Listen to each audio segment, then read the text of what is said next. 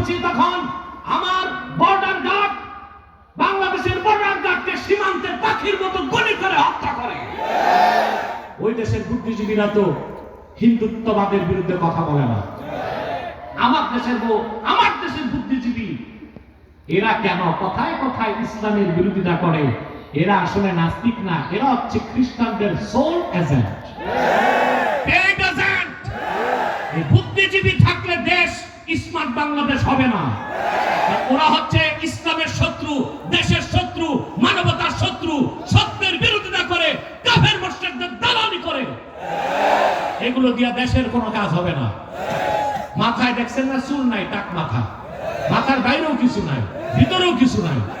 সরকারকে বলবো এগুলোর মাথায় ঘাস চাষ করেন, এতে গবাদি পশুগুলো একটু ঘাস খাইয়া বাঁচবে। ঘাস হবে না, বলে ঘাসও হবে না।